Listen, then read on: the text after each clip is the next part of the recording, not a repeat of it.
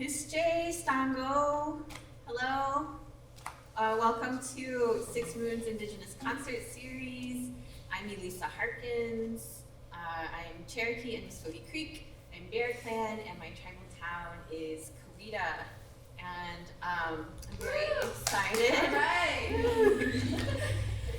I'm very excited to present Travis Mammedaty to all of you today. Travis is a traditional and contemporary singer who has been around the drum his whole life. At the age of 17, one of his mentors, the late Alfred Sonny Waters, paid his way to sit at the drum, and Mammedaty has always had a place there. From those early times singing and up until today, he has amassed numerous songs from various tribes and learned their meanings. Mammedaty has over 400 songs stored to memory, with credit due to his many mentors he has learned from, with a large portion of the songs he learned from singing with the Anko family drum, Redstone. Mammedaty's love for song has led him to many opportunities to use his knowledge and voice to sing for his community in different capacities. If you are up early enough, you can catch him singing with the sun every morning on his Instagram at Chases the Red Blanket. So let's give Travis a warm welcome.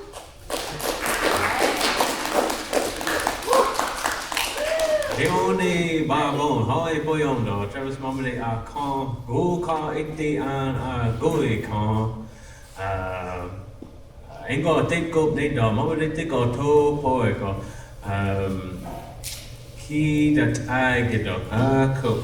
These first ones I was going to start off with is the Northern Cheyenne flag song, and then go from there. And then I'll just kind of give the meanings to a lot of these songs and the translations as they were explained to me. There's a lot of these songs are real wordy, and I chose them specifically for this performance today. So hope you guys enjoy. Cool.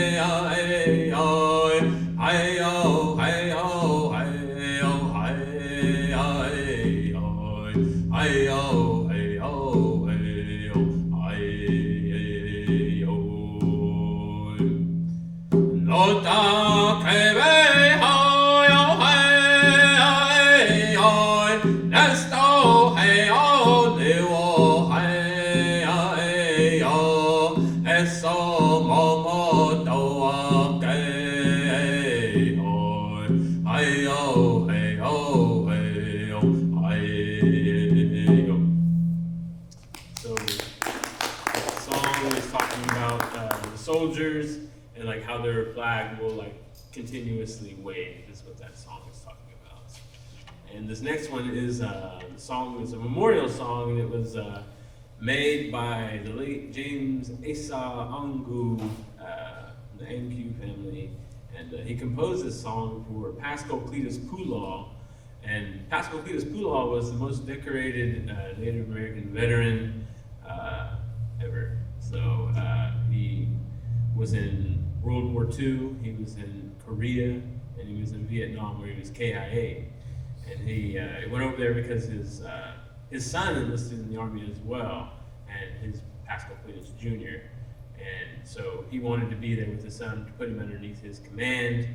And so they allowed him to do that. So when he was over there, I think it was small enemy arms fire. He was KIA over there. And so they composed this song for him, and it's talking about him.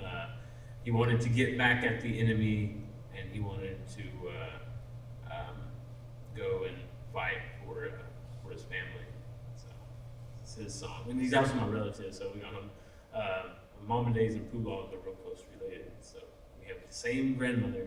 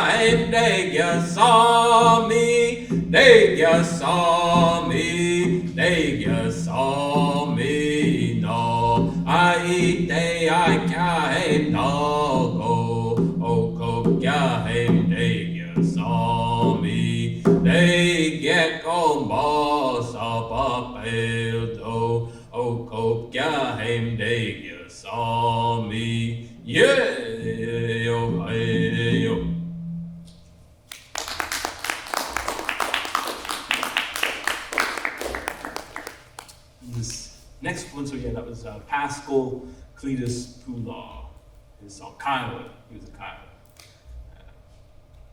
Mountain View area, southwest Oklahoma, that's where my family's from. On my Kiowa side, I'm also Seneca Cayuga on my mother's side, and Chalegui. This next one is a Comanche song. It's talking about the Iraq War. You kind of hear those words in there, and it's talking about the fight over there. I'll have to step back for this one.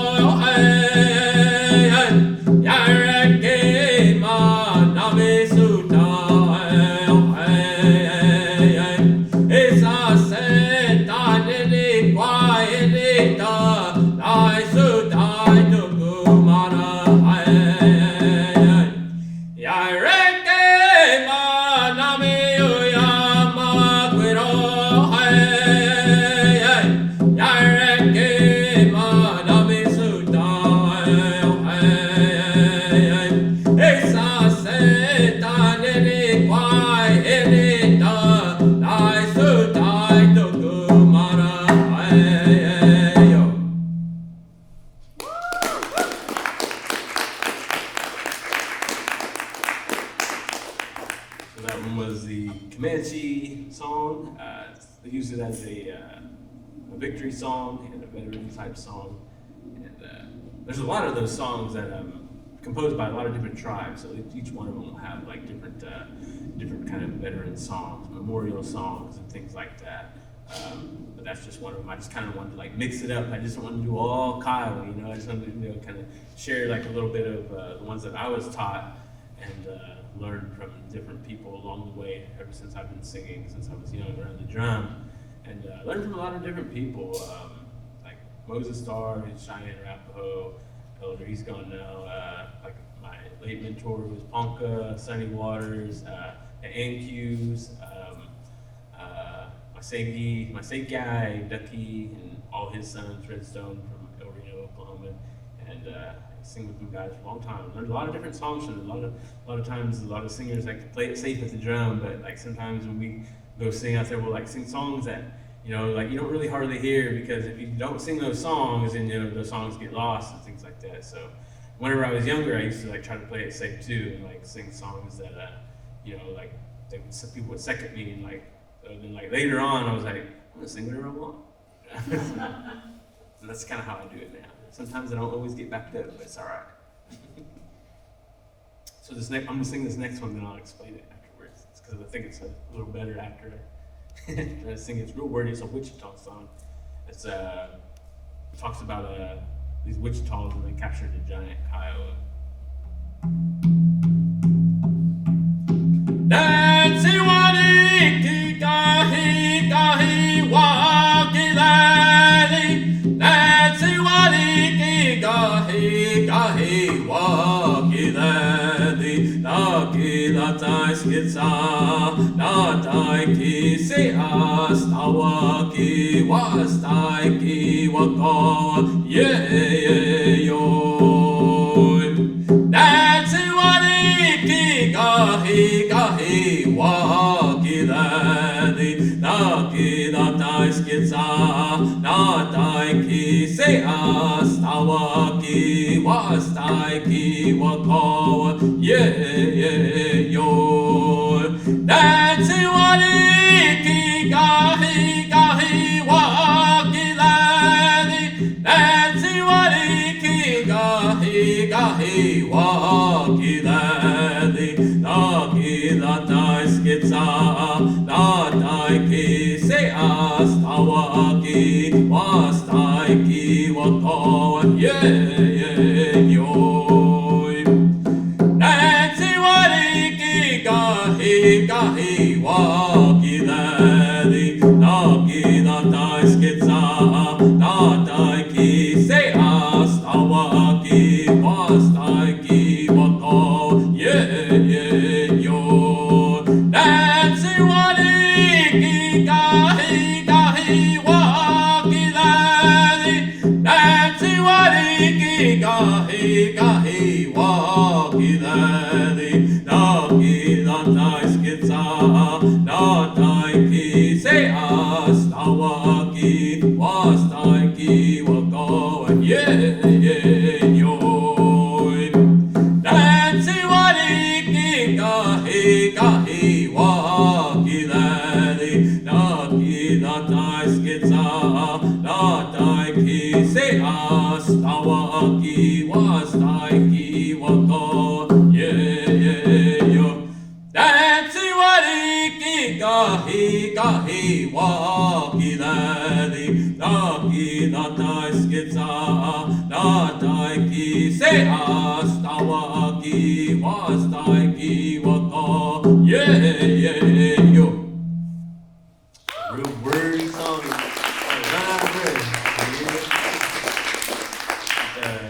So that one is a Wichita song, and the Wichita and the Pawnee and the Riccara, long time ago. Ooh, Itonoko and dogs can talk. The real long time ago, they used to be all together and everything. That's why they kind of have like that similar language. I don't know if they're mutually intelligible, but I know that they have like a similar language and it kind of sounds the same. But and they still kind of have like a homecoming with one another. So like the Wichitas will go down to visit Pawnee, and then vice versa. The Pawnees and Wichitas will go visit with each other too.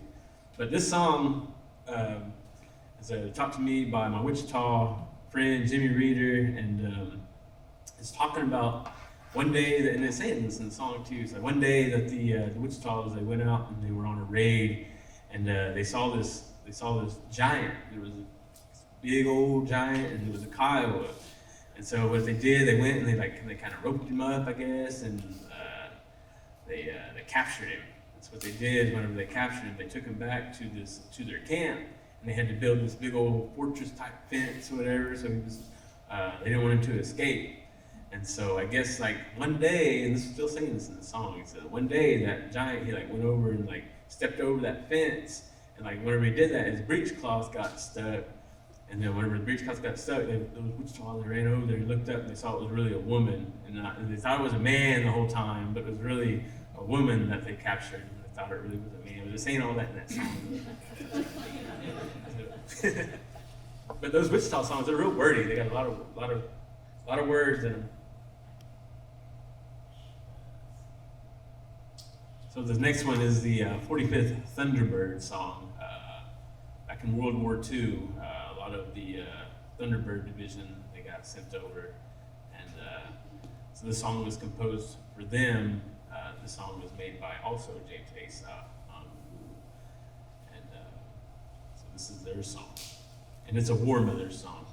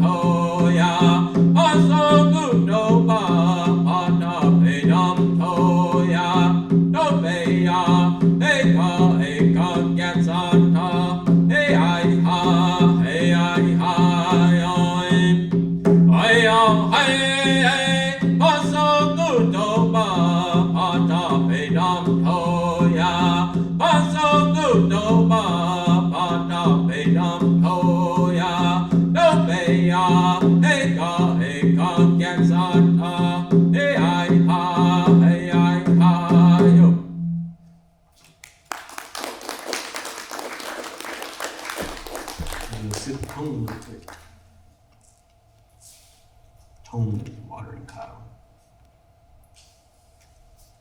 Any cows out there? Hey. Any talagi? Cayugas. So that song is the, like I said, the 45th Thunderbird song, and I'll teach you a little bit of Kiowa today, I guess. So in that song, it's saying paso. Paso is the word for thunder. Paso and Guto Ba is like talking about birds. So Guto is a bird, and then Ba makes it plural, so Guto Ba. So Paso Guto Ba is Thunderbirds. And then it says Adom Toya, it means like they're going over the land. Adom is the land. Toya means like they're going over, they're traveling over. Paso Guto Ba, Adom Toya, and it says Dope Ya, Ekon Gats on Ta, which means like whenever they come back, then they're going to come back victoriously. So that's the meaning of that song.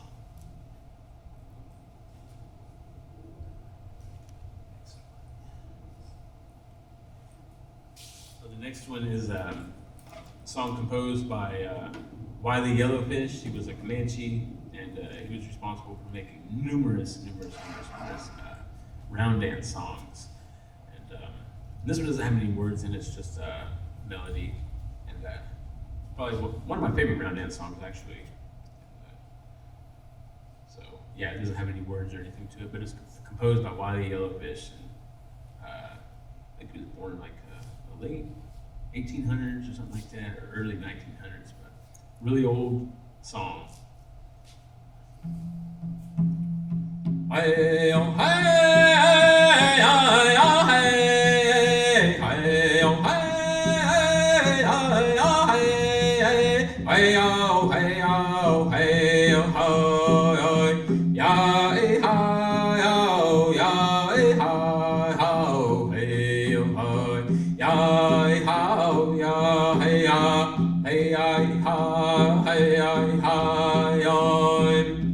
ya, hey, hey, hey, oh, hey, oh, hey, oh, ya, hey, oh, ya, hey, oh, hey, oh, ya, hey, oh, ya, hey, hey, hey, oh, hey, oh, hey, hey, oh, hey, oh, hey,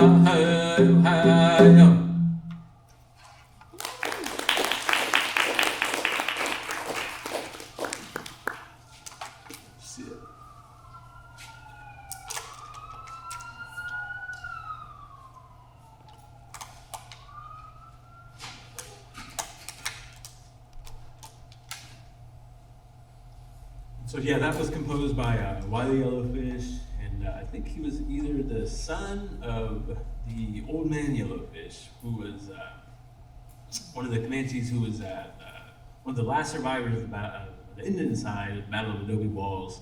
So I remember a lot of, has anyone heard of Adobe Walls? Yeah. Yeah. So like, whenever the buffalo hunters, they were occupying these adobes down in, I believe it was Texas, somewhere around there. I think it was Texas. And so like the Comanches and the Kiowa and the Cheyenne, they went down there and they had a battle there. Adobe Walls is what they called it. And so the old man Yellowfish was like the last survivor there, and he was actually on the Indians for Indians radio show. It was a radio program that was out of the University of Oklahoma, WNAD in Norman, and that ran from 1941 to I believe the late 70s.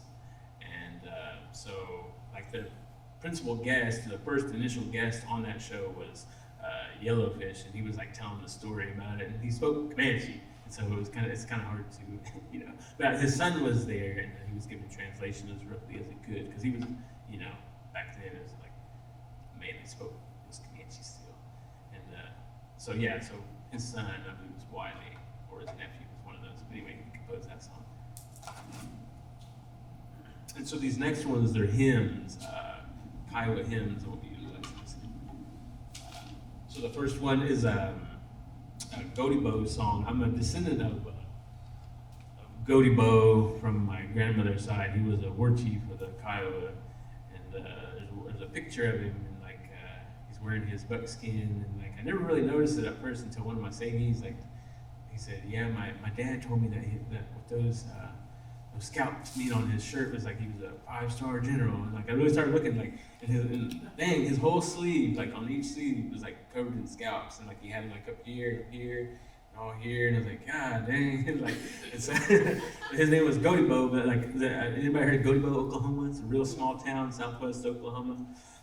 It's next to Mountain View, Oklahoma, and that's where my family's from, Mountain View, my Kiowa side, and so yeah, but it's really a corruption of his Kiowa name, which is Cote de Bohon, and it means like a swift fox headdress or swift fox hat. So Cote de Bohon is really the real word for Godibo. And so this is a song. So whenever I was saying that whenever he went on his expeditions, and it probably caused some depredations, and he took up the Jesus road, like later in life. And so like whenever during the mid 1800s, there were 3 roads that people went down like in that time. So there was the Jesus road, because a lot of the missionaries were coming around, and they were giving their influence on the southern tribes. And there was the Ghost Dance road, so that was also happening at the same time. And then there was the Peyote road. So out of these religions, these new religions that were coming around to the southern plains, the Jesus road, a lot of them took up that, and the Ghost Dance was kind of discarded. On my grandmother's side again, I come from Opitone, and he was the son of Red Otter, and he was the one that kind of the Kiowas, they wanted him to go up north and like seek out the Ghost Dance leader in Wovoka. And so he went up there. They sent him up there because he was part Sioux. He was part of Oglala. He was his grandmother was a captive, or not a captive. She eloped with some Oglala, and they went up north. And so they sent him because he had that relation with them already. And so whenever he went up there, they told him that he wasn't up there, and he was back down in Paiute country. And so whenever Opitone got there, Opitone means woodlands, by the way. And so whenever he got down there, he seen him. I guess he was sitting under a shade or something, and just kind of chilling out, relaxing, maxing, all cool. And so he got there, and like I guess he wanted to like perform some kind of a miracle for him. And like I guess whenever he wasn't able to do that for him, that's whenever he came back to the Kiowas and like kind of like just kind of put it away, and like we're not really following that anymore. And a lot of them did, they kind of walked away from that road, and but some of them still dance, and we call it Almagunge, is how we say it. It wasn't Ghost Dance, we called it Feather Dance, and how we said it. All My Gunga was a feather dance, but it was our version of the ghost dance. So like I was saying, like they a lot of them they put that away and they took up the Jesus Road and the Peyote Road, which are the two that are still around today. And I did a drawing over here. This one on the far right here. It's called Sons of the Sun. This little sketch here. This guy, he's got a bear. He's holding up a bear head in front of a teepee. And so that teepee is supposed to be a peyote teepee. And so there was a group of Kiowas that were really trying to hold on to their old religion. So before ghost dance, before all of the Jesus Road and stuff like that, they were wanting their old religion to still maintain. And so they really didn't like the peyote way and all that other stuff. And so like in Kiowa, the bear is like a taboo animal. So we didn't like take from it. We didn't eat it. We didn't do anything with it. We didn't bother with it. And the people that had their names that were named after a bear, like they had to be of someone in like high regard to like be named after that. And so we didn't, we really didn't mess with the bear too much. And so one day, I guess one night, like these peyote men, they were in their teepee having their meeting, and I guess like one of these Sons of the Sun members went up and threw a bear head inside their meeting. So that's how much like he disliked it and everything. So that's that drawing right there represents your team. They're all for sale, by the way. little plug. All these are. Each of these. But this song is a Goaty Bow song. So whenever he went over into the Jesus Road, he was a song maker, and he started composing these songs. And so they're hymns, and they're in the Kiowa language. And so they wanted their own way to sing. They didn't want to sing like Joy to the World and stuff like that. They didn't know those songs. They didn't know how to sing those songs. And so they wanted to like be able to sing songs in their own language. And so they started making a lot of these songs. And he was actually one of the first converts. There was a Big Tree and his sister, and then Goaty Bow was an early convert to the Jesus Road. And they're all from Southwest Oklahoma, and they're all buried at Rainy Mountain, St. Theodore. That's where all my family's at. And so this is his song that he composed.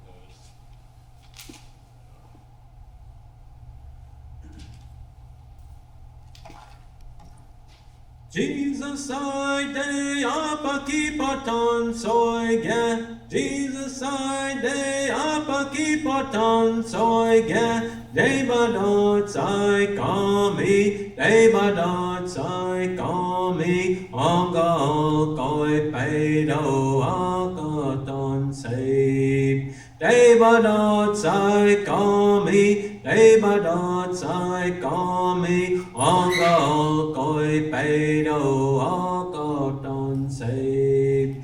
Jesus I de apaki patan soige, Jesus I de apaki patan soige, de badot sai kami, de badot sai kami, angal koi pedo akaton save.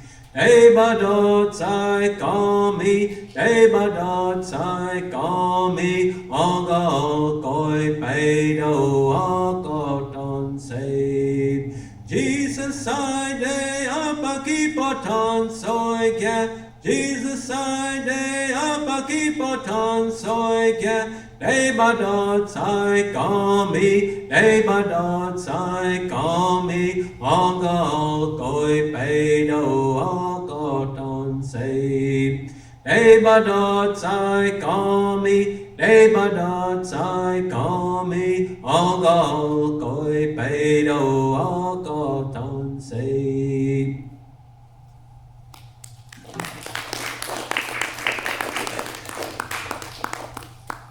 And that one is talking about Jesus was nailed onto a tree, and it's talking about the cross, and it says that he did it for your sins. And the next one is just a Kiowa hymn I like.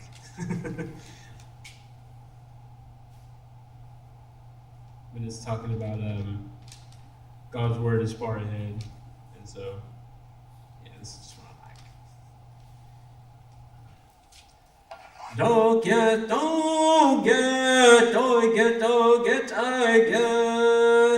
Don't get, tôi get tôi get em all go em so adobe do get tôi get on a boy do get tôi get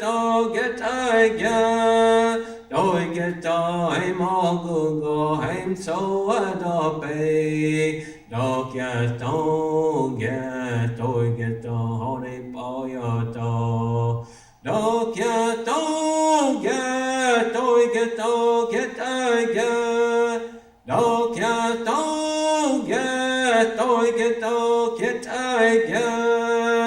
tôi get em all go em so adobe do get tôi get on em boy do get tôi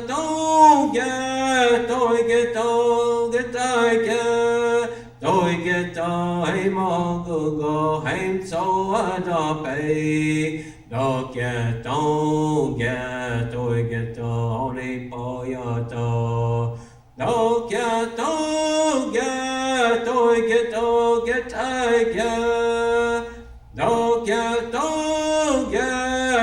get tôi get do get em all go em so adobe do get tôi get on em boy do get tôi get em all go em so adobe do get tôi get on em boy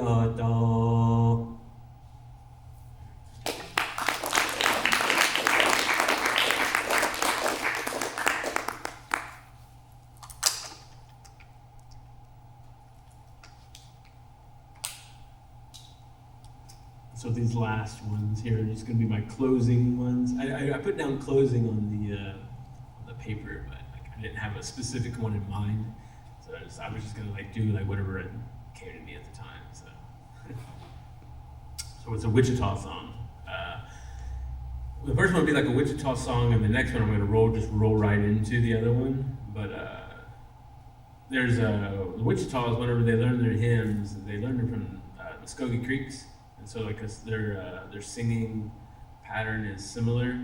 The Wichitas and the Creeks have a similar singing pattern whenever they're singing their hymns. And so the second one will be like it's a song that was composed in Wichita, but whenever they sing the very beginning of it, they're singing Creek words, and then they switch it up in Wichita. But so it'll be a Wichita one, and then they'll both be Wichita, but the second one will start off with Creek. Skeets the deadly so ke araho gexi wo skis the deadly aki paralo ye si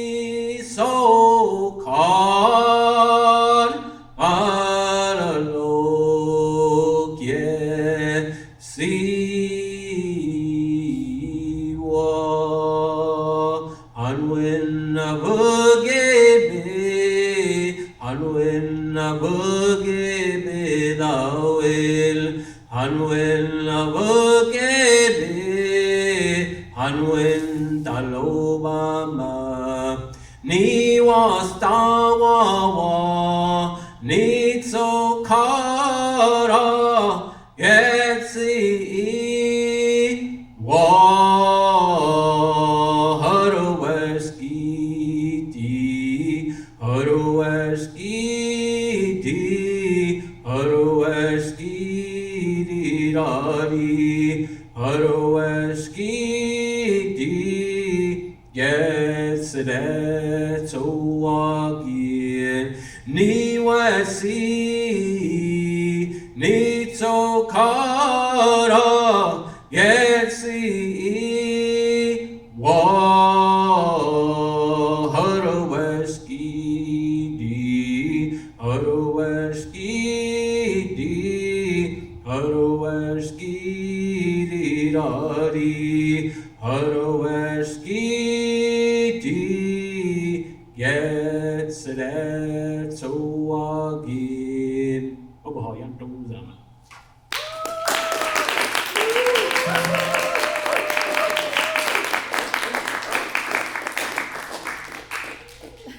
That was beautiful. That was so beautiful. And I recognize the polo. So now we're going to do a little Q&A. I was going to sit, but we can do it standing.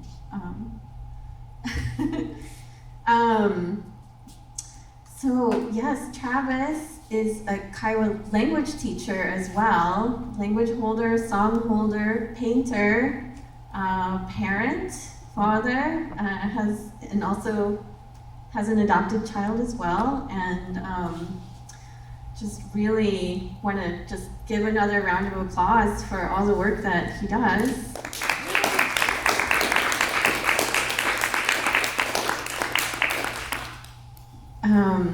So I'm gonna start off with a question, but all of you are welcome to ask questions as well. I have so many questions, but I think something that really piqued my interest was your bio. And so I'm trying to see if I understand the story correctly. Like someone paid for you. Yeah, so whenever you go around the drum, someone has to, you can't just go out there and just sit and, I mean, I guess you could. Now I don't know who's watching now, but but like back then, like whenever you were to go out to the drum, someone has to pay your way out there, and they sing a song for you. They pay whoever the head singer is, and that gives you the right to sit in the drum, and you're welcome wherever you're at, and then there's that protocol to it. So whenever someone asks, you can tell them, well, Sonny Waters paid my way in, to sit at this drum here. So yeah, that's kind of what that is. It's like paying your way to the drum to sing. And you were, how old were you? 17. Oh, you're 17. Okay. I'm 17 right now. Does anyone have any other questions for Travis? How long have you been painting? Painting, like, I've been painting pretty much. I've been painting for roughly 9-10 years, but like I just started like displaying my stuff since 2017. So yeah, really appreciate it. It's actually, I met Lucas here. We both worked at Gilcrease. So he was like at the very beginning of my painting endeavors. Yes. The vibe says that you had over 400 songs. Mm-hmm. Are all of those plain songs, or do you do some from Five Tribes and some bands, chopped up hymns? So sorry, just for everyone, the question is, so Travis has a library of 400 memorized songs, and does that include stomp dance or 5 civilized tribes and Choctaw hymns?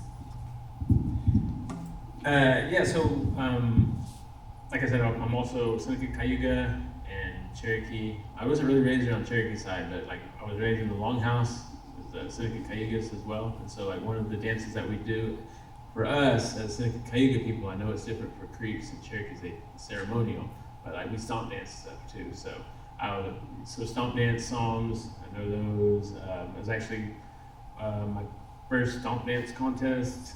So we did contests, like I know Creeks did that. But like sometimes they did stomp dance contests and stuff like that. I won my first one, I was 17.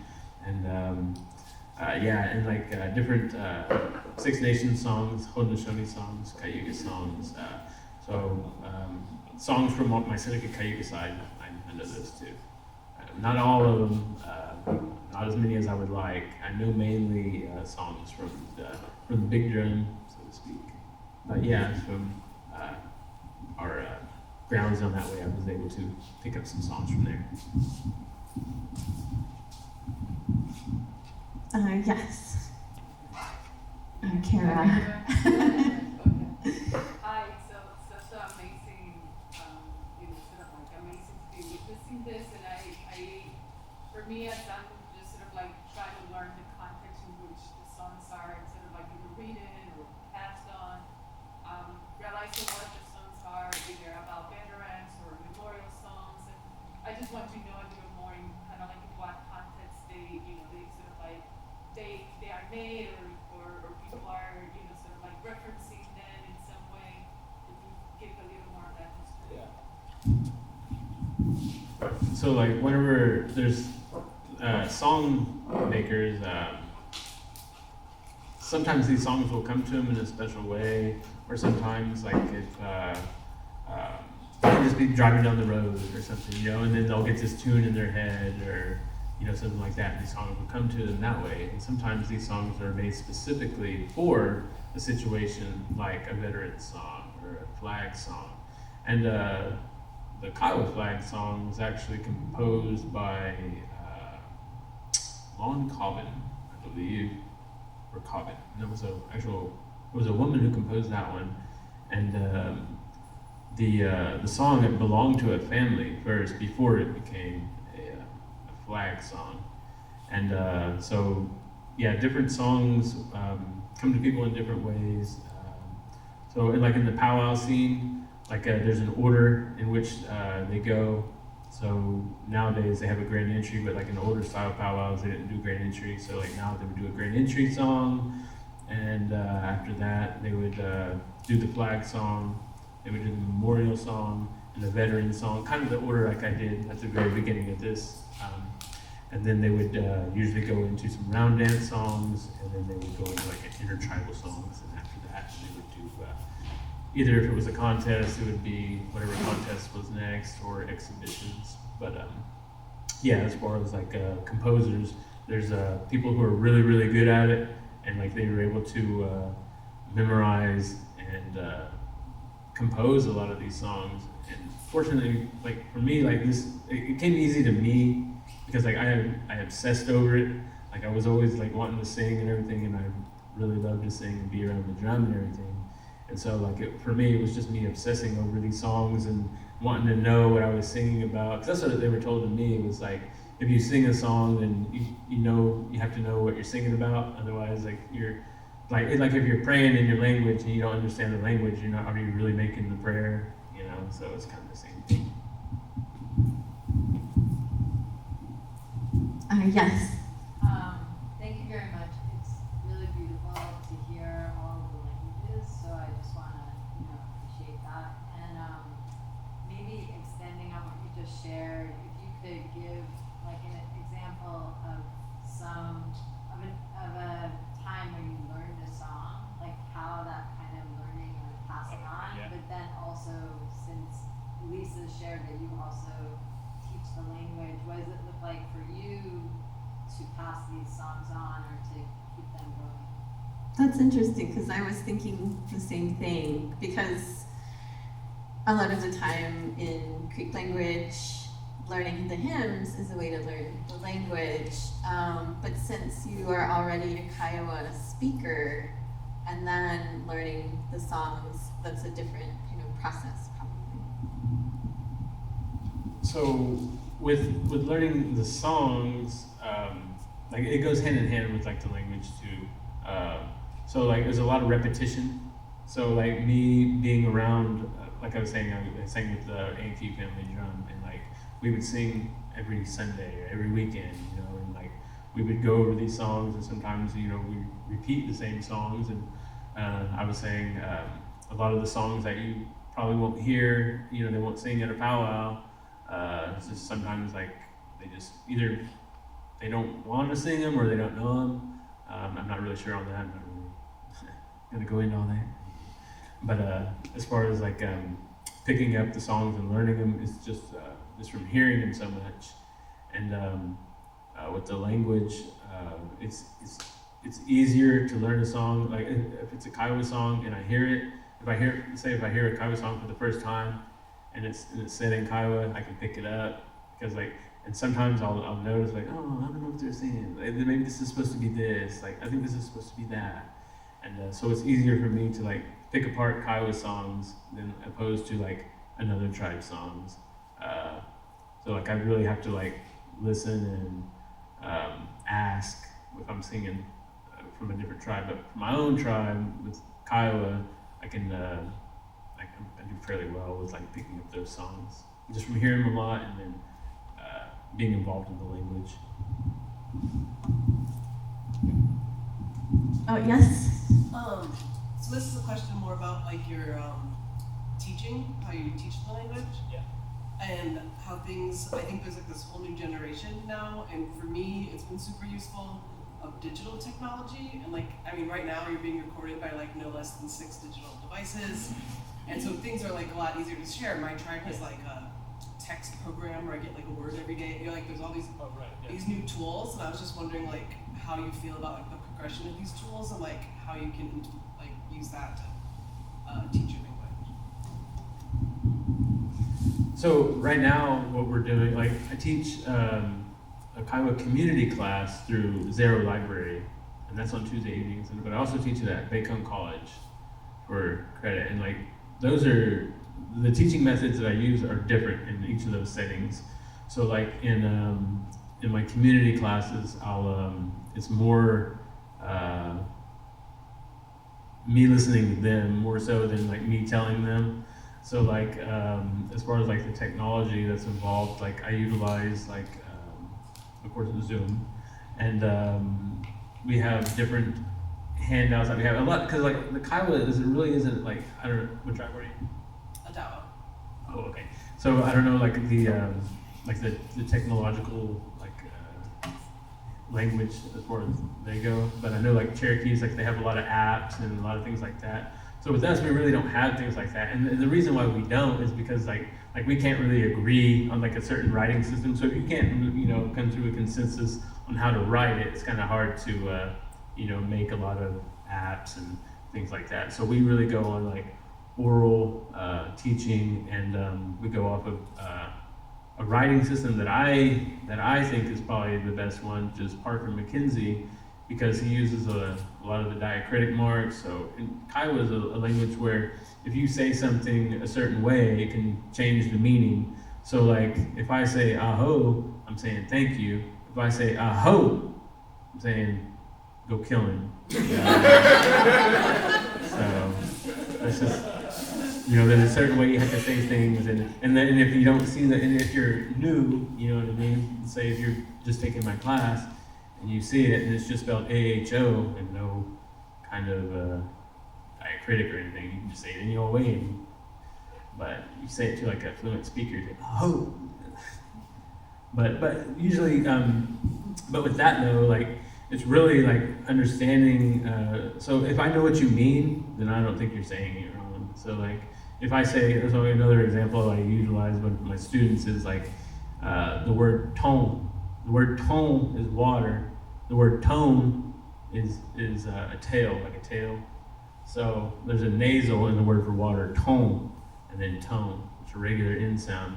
So if you say that you're going down to the creek to get some tone, I know that you mean you're going to get some water, and not, if you say it, if you're not saying it with a nasal sound, I already know what you mean.